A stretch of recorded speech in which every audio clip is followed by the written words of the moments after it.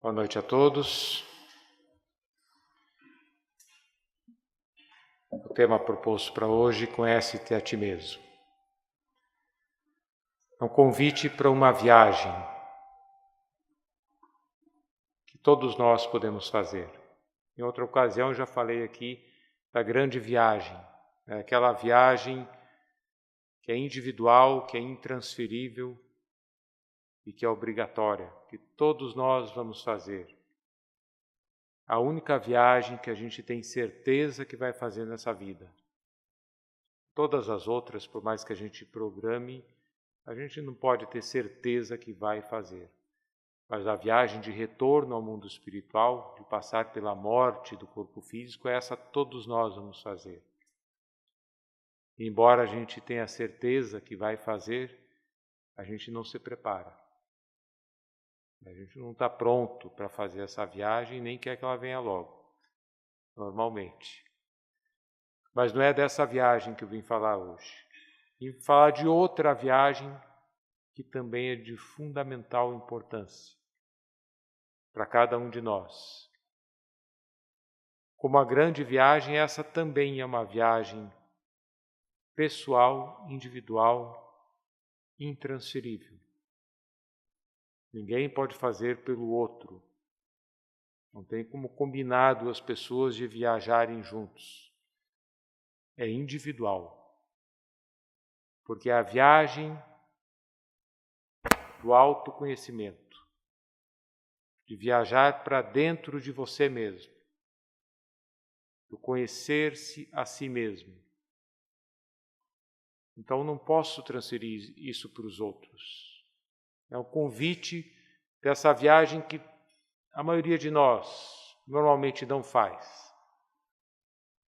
E é preciso ter coragem para fazer essa viagem. E será que é uma viagem agradável? Nem sempre. Porque é uma viagem que nos convida a sair do estado de conforto em que nós estamos. De mergulharmos em nós mesmos. Isso traz algum sentimento. Isso mexe com a gente. Mas nós vamos ver o quanto isso é importante. Porque essa viagem, que ela não é obrigatória, é voluntária, cada um faz, quem quiser faz, ela é fundamental para que a gente se prepare para a grande viagem de retorno ao mundo espiritual. É uma viagem interior que, se a gente fizer direitinho, vai nos garantir uma passagem de primeira classe para ir para um mundo bem melhor do que esse em que nós nos encontramos. Mas o que é preciso para fazer essa viagem? Essa busca interior? Primeiro é preciso que a gente silencie, que a gente se acerene um pouco. É como a gente chega aqui no centro espírita, em qualquer casa de oração. Por que fazer uma prece inicial? É um ritual? Dentro da casa espírita não tem rituais. Então por que fazer a prece inicial? Porque a gente chega em estado alterado, uns mais, outros menos. Isso é natural. A gente é bombardeado diariamente por notícias, por informações que nos causam uma certa perturbação. Sobretudo agora, nesse mundo de transição planetária em que a gente se encontra, as notícias diárias são perturbadoras.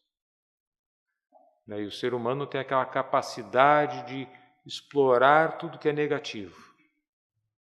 O mundo não está tão ruim assim, mas tudo que é ruim vira notícia. E as coisas boas normalmente não são noticiadas. Então a gente vê no cenário internacional muitos ditadores, muitos países onde aqueles governantes retiram a liberdade do povo de se expressar, retiram direitos do povo, governam na base da força, da opressão, causando miséria ao seu próprio povo. E isso a gente vê diariamente. Muitos governantes desequilibrados, muitos países com esses conflitos internos, gerando dramas enormes. A gente pegar o caso da Síria, por exemplo, que vive uma situação muito trágica. São mais de 5 milhões de refugiados já, que saíram do país. 5 milhões é um número assustador. É mais do que 15 vezes a população inteira de Maringá. Pessoas que abandonaram o seu país, abandonaram no sentido de salvar sua própria vida, não de virar as costas para o seu país, salvar a sua vida de seus familiares, deixaram de lado todos os pertences, todos os amigos, para andar como andarilhos de país em país, solicitando um refúgio. Numa incerteza total, mas na busca da sobrevivência. Não tem como a gente escutar essas notícias e não nos sensibilizarmos. Porque é para a pessoa deixar a sua própria casa, a vida em que sempre viveu, é preciso muito sofrimento, muita dor. Nós não deixaríamos nossa casa, nosso trabalho, nossos familiares por coisas pequenas, eles também não. Então são perturbações que a gente assiste dia a dia. 5 milhões de refugiados, mais de 5 milhões na Síria, mais de 50 milhões de refugiados no mundo inteiro, em outros conflitos de outros países. Dramas terríveis. No cenário nacional, a coisa também não é muito tranquilizadora. A gente vê aí o noticiário que nos perturba. É muita corrupção, muito desvio de verbas públicas. Quando a gente pensa que tem alguém que poderia ser o salvador da pátria, aquela pessoa está envolvida em outros escândalos. Quantas gravações de pessoas falando absurdos, se mostrando realmente como são, né? Se a gente lembrar das passagens, das lições inesquecíveis de Jesus, uma árvore boa não dá maus frutos. Então não importa se a gravação foi oficial, não foi oficial, se você estava na sua intimidade ou não estava, uma árvore boa não dá maus frutos. Mostra tudo isso o desequilíbrio do mundo em que vivemos, do qual nós fazemos parte. Tem muita gente que gosta de almoçar ou jantar, ou até na hora do descanso, assistir jornais locais, esses de jornais policiais de sensacionalismo, escutando as atrocidades que ocorrem na sua cidade e tudo mais. E não param para pensar o quanto aquilo lhes perturba, lhe faz mal, intoxica a própria comida que a pessoa está comendo, porque não tem como se ouvir uma notícia e ficar totalmente alheio à notícia. Você pensa?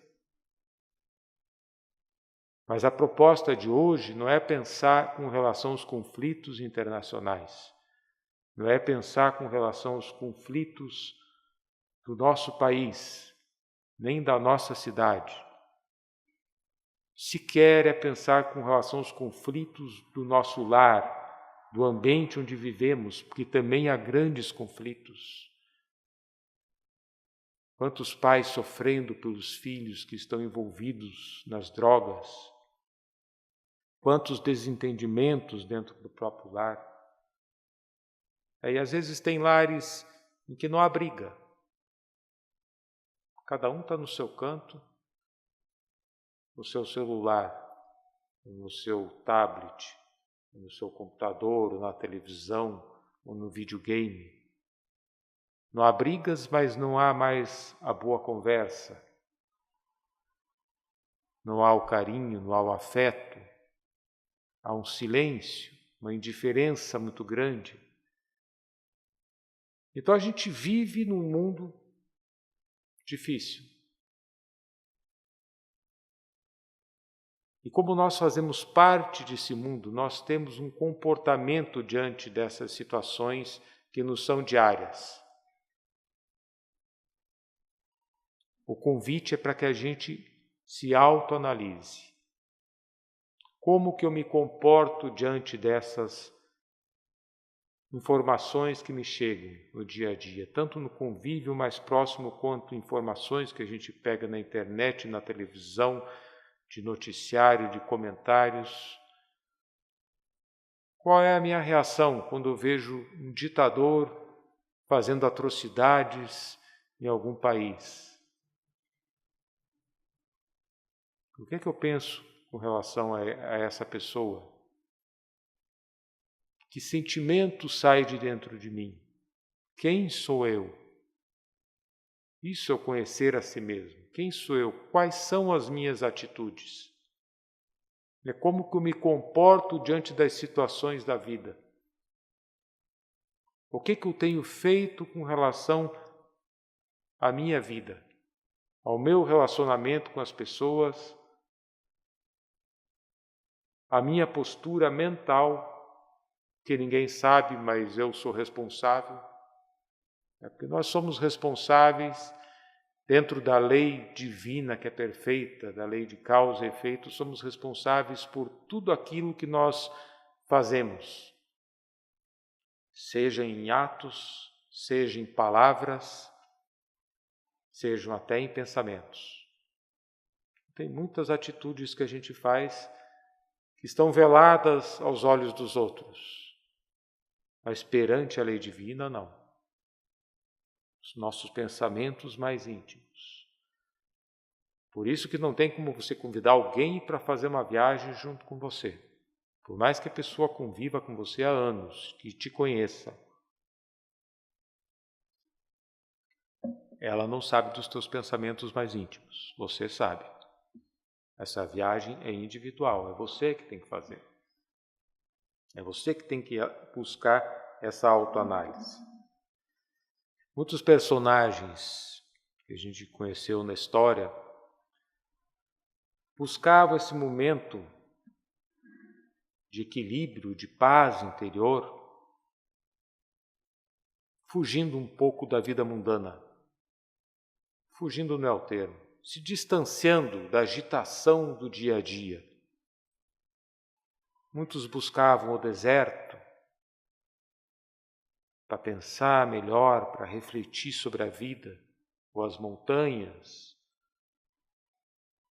Nós temos aí Moisés, o grande legislador hebreu, que ficou 40 anos no deserto ao libertar o povo hebreu do cativeiro do Egito, procurando a terra prometida. É uma grande procura coletiva.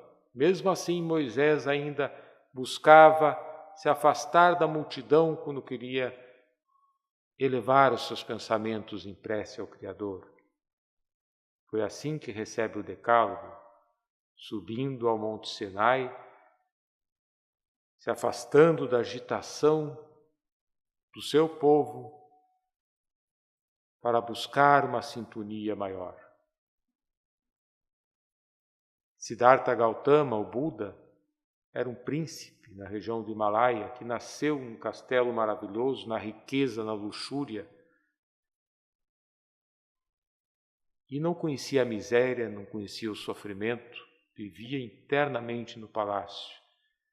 Mas muito jovem se cansou dessa vida e quis saber o que tinha lá fora. A contragosto dos seus pais, sai do palácio e se choca com a realidade. que pela primeira vez ele se deparou com a miséria, com o sofrimento que ele não conhecia. Percebeu que as pessoas passavam as necessidades enormes, materiais, não tinham comida, não tinham roupa, doenças. As pessoas envelheciam, morriam, e ele se questionou por que desse sofrimento. Por que a vida é assim? E buscou fazer o que nós estamos propondo fazer hoje. A sua autoiluminação. A princípio procurou os monges brâmanes da sua região para se orientar, para se compreender um pouco mais a vida, mas isso não bastou, ele queria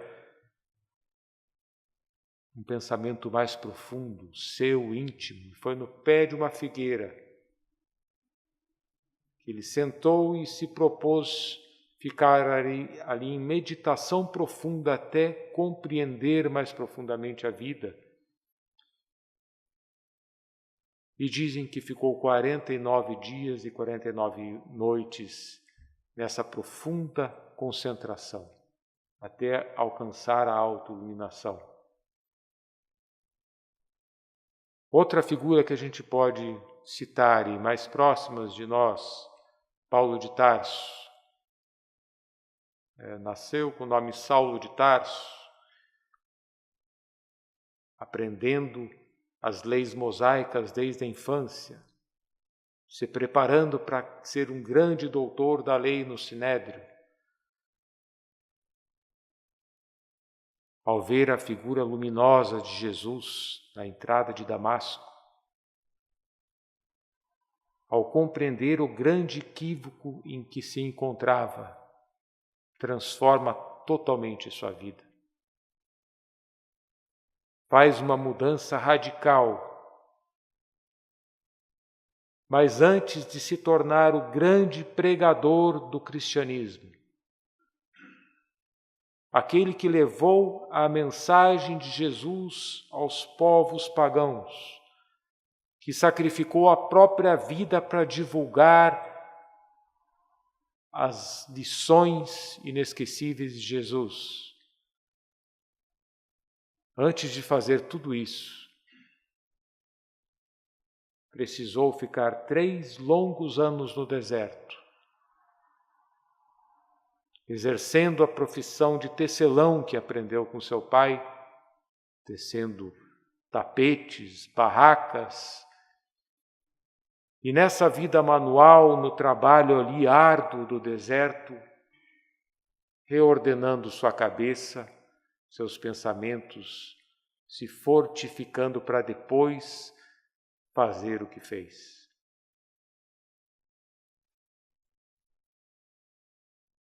Então a busca por esse local que nos leve a uma meditação profunda é o que cabe a cada um de nós. E não é o espaço físico que é importante. É porque onde tem deserto aqui perto de Maringá? A gente vai ter que viajar muito para ir para um deserto. O deserto é uma imagem simbólica. Há um filme e um livro também com o mesmo nome, chama-se Na Natureza Selvagem, que conta a história de um jovem, Chris McCandless. Isso em 1992, era um jovem americano, como muitos jovens, com muito talento, com grande conhecimento, mas vivia uma vida de certa forma oprimida, fazendo a vontade dos pais, tinha uma condição financeira boa, muito boa, e aquilo não lhe satisfazia. Gostava muito de literatura, lia muitas obras da região onde morava e muitos autores lá falavam que as pessoas, para conquistar a felicidade, tinham que buscar a floresta, como o deserto da nossa história. E viver na floresta, viver longe da civilização, em busca dessa compreensão da vida. E ele colocou isso na cabeça e foi idealizando um grande plano. Se formou brilhantemente para atender a vontade de seus pais, criou um pseudônimo para que ninguém rastreasse onde que ele estava e decidiu que ele iria para o Alasca. Iria entrar numa floresta no Alasca, num lugar ermo, longe da civilização, que lá ele conseguiria a felicidade. Influenciado pela leitura, ele acreditava, baseado nesses autores, que as relações humanas não bastavam para compreender a grandeza da vida. Até aí, a gente deve concordar. Mas o equívoco é que esses autores embutiam a ideia de que o relacionamento humano não era importante. Obviamente que Deus, que é Pai, que é Criador, causa primária de todas as coisas, é Criador dos seres humanos, dos animais, das plantas, do universo. Então, toda a beleza da vida não se resume ao relacionamento humano. Mas o Cris, nessa sua experiência de vida, de entrar na floresta, de tentar viver como um homem das cavernas, se instruiu para saber que plantas existiam na região, o que poderia, não poderia comer, como caçar e tudo mais, comprou equipamentos só necessários para ter essa sobrevivência. Ele aprendeu com muito sofrimento e numa situação muito trágica.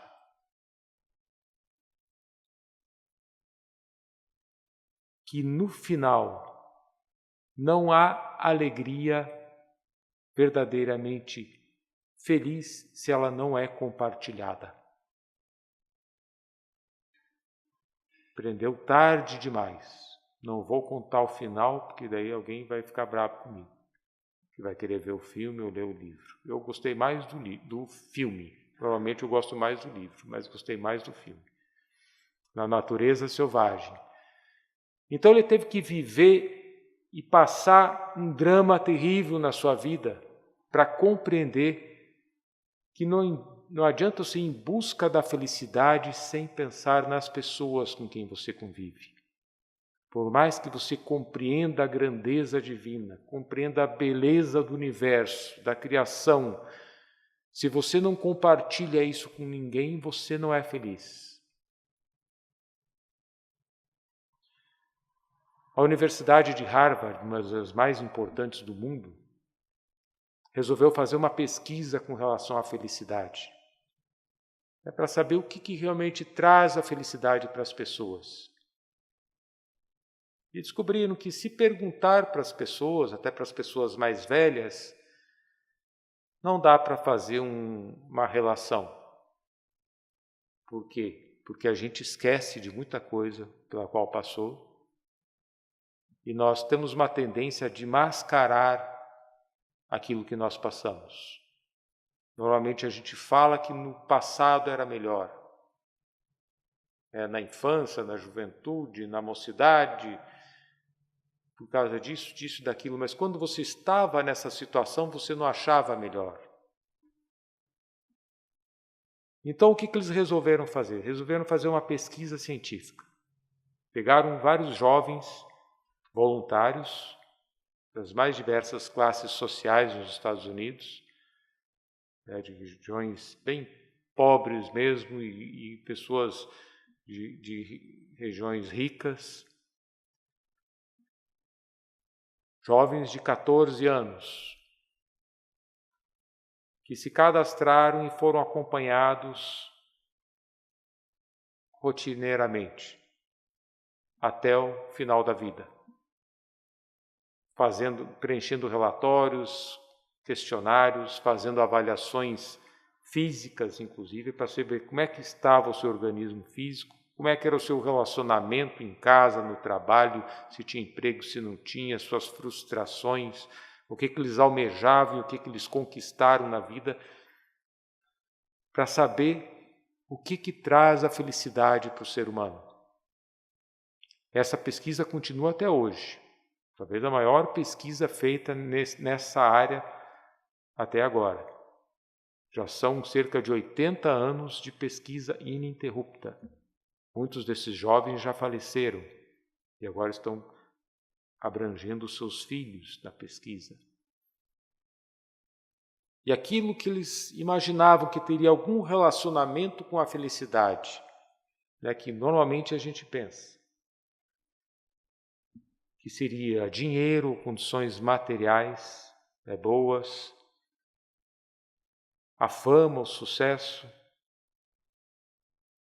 nada disso teve resultados positivos com relação à conquista da felicidade.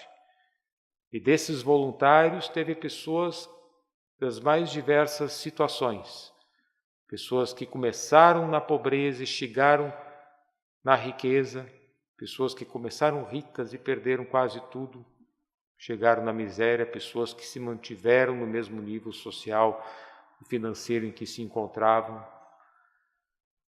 E nenhum deles, nem o sucesso, nem a fama, nem o dinheiro teve alguma relação com a felicidade. Em todos eles. Uma pesquisa gigantesca. Imagine quanto tempo. Isso era cada ano fazia um check-up médico e um monte de formulários e acompanhamento, tudo mais. Chegaram à conclusão que o que traz a felicidade é o bom relacionamento humano. Como você convive, não é quantas pessoas você tem como amigos, mas a qualidade do seu relacionamento. Que você possa confiar nas pessoas à sua volta, que você tenha amigos, que você viva a vida social. E isso é uma preocupação para todos nós, em função daquilo que eu estava falando com relação à tecnologia. Nós muitas vezes estamos nos distanciando do convívio social para viver uma vida virtual. E não quer dizer que essas pessoas que conquistavam a felicidade não tinham conflitos com as pessoas com quem viviam, com a esposa, com o marido, com os filhos, não é nada disso, tinham conflitos, mas tinham um bom relacionamento, tinham amizade, eram pessoas que conversavam e trocavam informações e conquistaram a felicidade desta forma.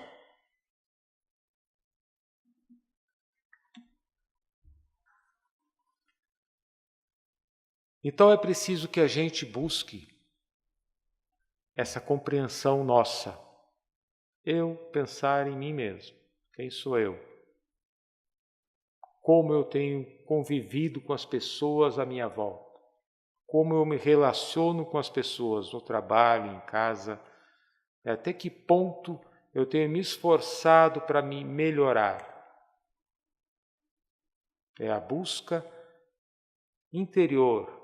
Essa reflexão é a busca do deserto, que aqui é só uma imagem, para que a gente compreenda que a gente tem que serenar nossos pensamentos e pensar profundamente em nós mesmos, nas nossas atitudes, nos nossos pensamentos, como eu estou me comportando, o que eu posso fazer para melhorar.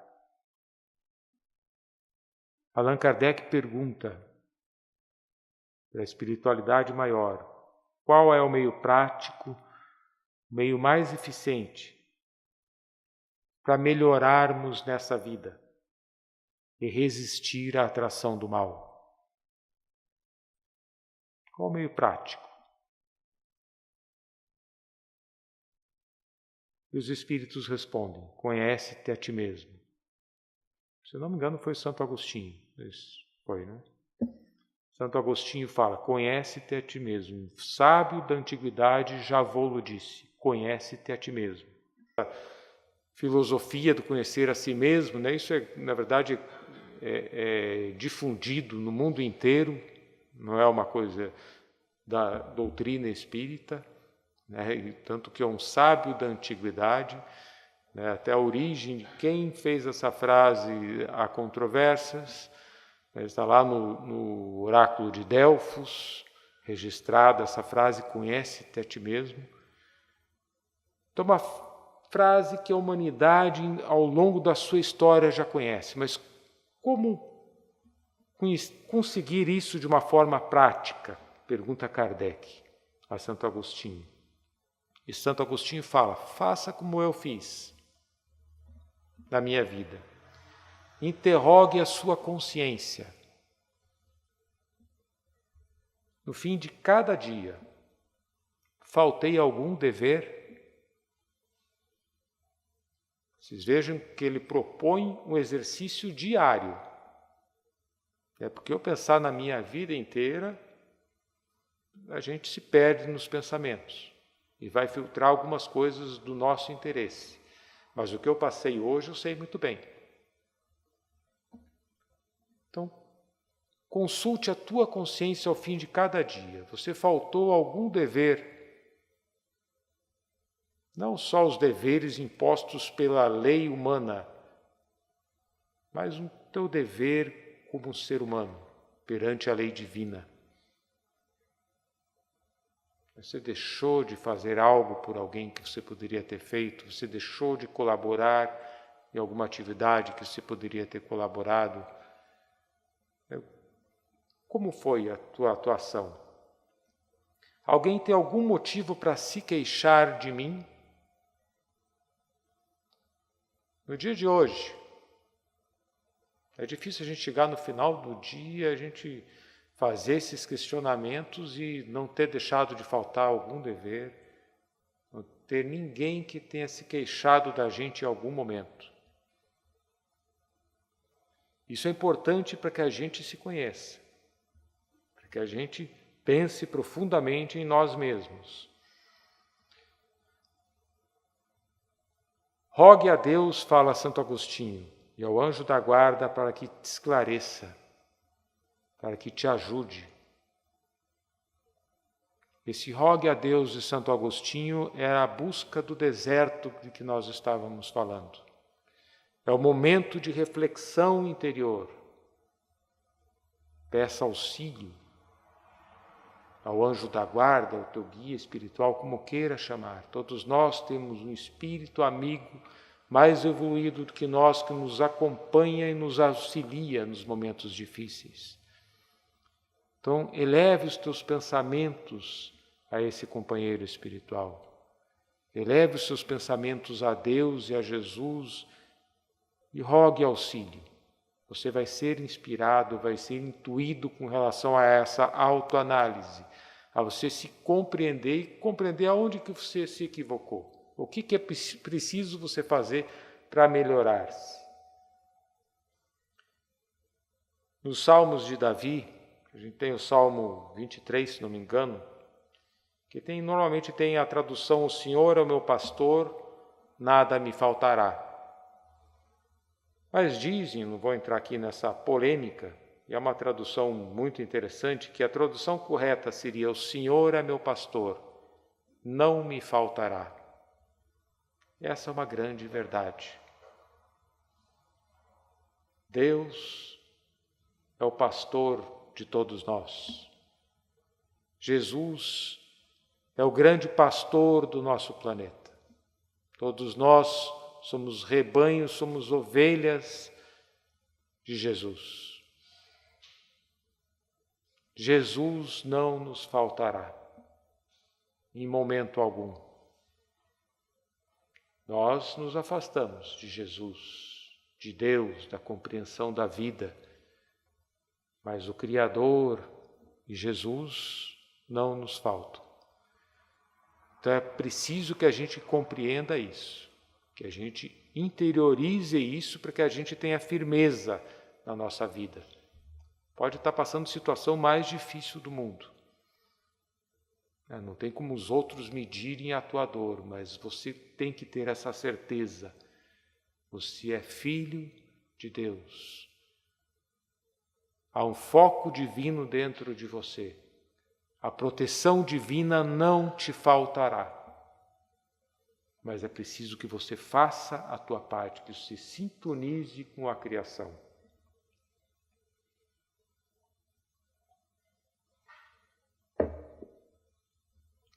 Santo Agostinho fala assim: pergunte a você o que você fez e com que intenção. Porque são duas coisas. O que você fez é uma coisa, mas qual a sua intenção de ter feito aquilo? Muitas vezes a gente faz gestos, faz atos, ou usa até palavras que perante os outros aquilo é maravilhoso o que você fez. Mas o que vale para Deus são as intenções íntimas. Qual a sua intenção em agir daquela forma? Esse é o questionamento profundo. E só você que pode responder essas perguntas. Ninguém vai te responder. Que está relacionado ao seu íntimo, à tua vontade, aquilo que impera dentro de você. E às vezes a gente não sabe realmente se o que a gente fez é correto ou não, se a gente está errando ou não. Santo Agostinho fala assim: pense se fosse o outro que estivesse fazendo o que você fez, como você viria essa atitude no outro? É uma maneira da gente fazer essas ponderações com relação àquilo que a gente faz. Se fosse outra pessoa fazendo o que você fez, falando do jeito que você falou, às vezes não é o que você falou, é o jeito que você falou, que ofende, que magoa, que causa transtornos. Então é uma maneira de você se policiar. Você teria vergonha de confessar alguma coisa que você fez perante os outros? Algum pensamento seu, você teria vergonha de que esse pensamento fosse exposto? Enquanto nós estamos aqui encarnados, esses pensamentos ficam entre nós e o mundo espiritual que nos assiste. Mas quando retornarmos ao mundo espiritual, tudo aquilo que nós fizemos ou estaremos fazendo lá estará exposto. Não tem como você omitir um pensamento, porque os espíritos vão ver o seu pensamento, vão sentir suas vibrações, vão saber no que você está pensando. E perante Deus, tudo que a gente faz aqui, nós vamos responder por cada atitude. Então, por isso que Santo Agostinho nos faz essa pergunta: você teria vergonha de confessar alguma coisa que você pensou ou fez? E se Deus me chamasse agora, temeria o olhar de alguém? Se eu retornasse ao mundo espiritual, se eu morresse agora, eu temeria o olhar de alguém? Eu sentiria remorso, mágoa de alguma coisa que aconteceu? Santo Agostinho propõe isso não para que a gente entre em depressão. Não é essa a intenção, muito pelo contrário. É para que a gente se conheça, faça essa autoanálise diariamente e faça uma autoanálise sincera, porque você não é um poço de ódio, de erro e de equívocos. Você tem que analisar os teus pontos fracos e os teus pontos fortes também. Com certeza, durante um dia você faz muitas coisas boas. É para que você se melhore. Corrija os teus equívocos, os teus erros de relacionamento, de não ter feito alguma coisa, que pela omissão a gente também erra. Não brigo com ninguém, mas também fico na minha, fico isolado e não convivo com as pessoas. Nós estamos aqui para viver em sociedade.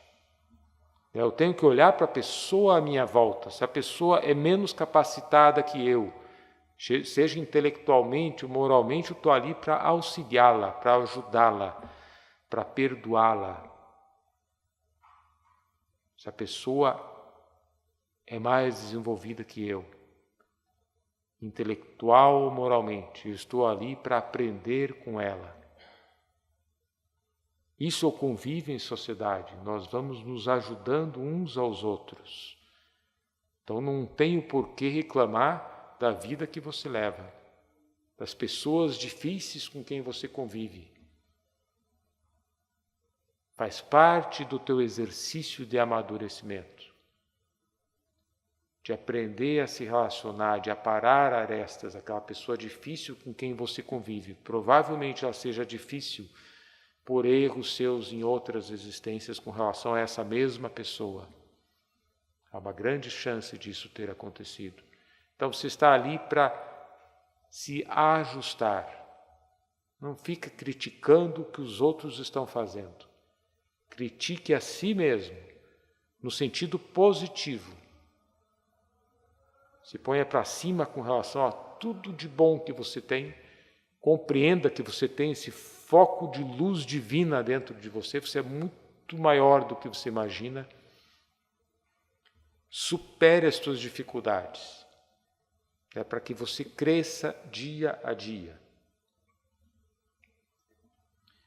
Aí Santo Agostinho fala assim: se ao fazer todo esse questionamento íntimo, você tiver respostas positivas, boas, que o teu dia foi maravilhoso, tal, isso é um descanso para a tua consciência. Você vai ter aquela paz que Jesus nos ensinou. A minha paz vos dou, mas não é a paz que o mundo dá. Não é a paz de tranquilidade, sossego, de fugir dos problemas da vida. É a paz da consciência tranquila, de ter feito a tua parte. Essa é a paz que Jesus nos ensina. Então, se você tiver respostas positivas, você tem a paz da tua consciência. Se você tiver respostas negativas, é indicação de um mal que tem que ser curado. E vai ser curado. Vai ser curado porque você é filho de Deus. Você foi criado pela inteligência suprema do universo, que é profundo amor e sabedoria. Então há dentro de você essa luz divina. E você vive na lei divina, que é perfeita, que é imutável, que não há transformações, não há ajustes. E essa lei te impulsiona ao progresso, à evolução sempre. Porque nessa autoanálise você vai compreender não só quem você é, como você tem se comportado, mas você vai compreender mais profundamente essa lei divina. Analisando sua própria vida, você vai ver que cada vez que você cometeu equívocos com relação às leis morais, de amor, de perdão, de tolerância, isso gerou em você sofrimento, mágoa, ódio, rancor, inveja. Toda vez que você desenvolveu em você amor, afeto, carinho, atenção, isso gerou em você felicidade, te trouxe paz interior. Então você vai assim se burilando, você vai nessa busca interior se reafirmando, se sustentando, compreendendo que você é muito maior do que você imaginava, que você é capaz de fazer grandes coisas. E fazendo esse exercício diariamente, como Santo Agostinho nos propõe, a gente sai da condição de mesmice em que nos encontramos, dos mesmos equívocos, dos mesmos erros, a gente começa a acertar os passos. Óbvio que a gente vai ter tropeços. porque são tropeços de muito tempo. São vícios morais que a gente tem de muito tempo. Mas você tem que ir lutando, tem que ir se esforçando a cada dia, que você vai notar a diferença. E os outros à sua volta vão notar a diferença de comportamento também. Assim como Paulo de Tarso mudou totalmente a sua visão com relação a Jesus e fez da sua vida a divulgação da vida de Jesus, assim tem que ser com cada um de nós. Essa luta constante pela transformação diária, pela conquista interior. Não adianta eu me transformar mentalmente e ficar lá no deserto, porque os personagens que a gente citou não ficaram no deserto. Moisés não ficou lá em cima do Monte Sinai adorando a Deus. Ele voltou para o povo que tinha feito o bezerro de ouro, que estava em perturbação, e conviveu com esse povo até o final da sua vida. Jesus, que também buscava se isolar da multidão para orar, para refletir, conviveu com o povo de sua época. Ia onde tinha as pessoas mais perturbadas, mais desequilibradas, dos mais diversos níveis e os maiores sofrimentos. Ia de vila em vila, de casa em casa, socorrendo os aflitos. Siddhartha Gautama também não ficou no seu palácio, vivendo uma vida isolada da sociedade, veio para lutar pelo povo que lhe viu sofrer, para trazer luz e iluminação a todos. Então é importante que cada um de nós, ao fazermos essa reflexão, ao compreendermos melhor a nossa natureza, sabermos o que temos de bom e o que temos a corrigir, que a gente recomece no dia seguinte com o propósito de ser melhor do que foi no dia de hoje. É a volta do deserto, é arregaçar as mangas para trabalhar. Não adianta nada simplesmente você pensar e concluir que você foi grosseiro naquela situação, que na outra situação você foi omisso, que você poderia ter feito alguma coisa e não fez, que você se alterou e poderia ter feito de uma forma muito mais delicada, muito mais amorosa, seria muito mais eficiente a tua conversa, a tua atitude. Não adianta nada você concluir tudo isso e no dia seguinte você ser exatamente como foi na véspera. Então, por isso que essa viagem interior, às vezes ela não é prazerosa nesse sentido, porque sai da zona de conforto. O melhor realmente é você viver a vida e falar como fala a música lá, deixa a vida te levar. Mas as consequências perante a lei divina são inevitáveis. Tudo que se deixar de fazer de bem, o que se fizer de mal, vai gerar sofrimento para você e para os outros. Então, compreenda tudo isso, compreenda a lei divina, façam esse exercício de autoanálise. Cada dia, buscando uma melhora, buscando um degrau a mais na nossa ascensão à perfeição relativa que nos cabe. Um dia nós chegaremos lá, nós conquistaremos essa paz que Jesus nos ensinou. Nós nos transformaremos, mas isso é feito passo a passo. Nós não vamos sair aqui do centro, botar o pé ali na rua e sair voando, como anjos. Mas nós podemos sair daqui e chegar em casa já melhores do que entramos aqui. Nós podemos ter um comportamento melhor. Compreender os erros, você também tem que rever o que você tem que fazer para reajustar. Você ofendeu alguém? Pedir desculpas. Mostrar para a pessoa o quanto você gosta dela. Deixou de fazer alguma coisa? Faça no dia seguinte. Faça melhor do que faria na véspera. Atitudes diárias é o que nos propõe Santo Agostinho. E não nos esqueçamos do nosso papel perante a sociedade. Cada um de nós tem uma função social. Não adianta nós criticarmos os governantes que são corruptos, quando nós muitas vezes gostamos de tirar vantagem em alguma situação ou outra e também usamos de uma certa forma de corrupção. Numa fila, no trânsito ou qualquer outra situação. É preciso mudar as atitudes. É preciso que a gente faça a nossa parte para que o mundo se transforme. Que Jesus nos ilumine. Obrigado.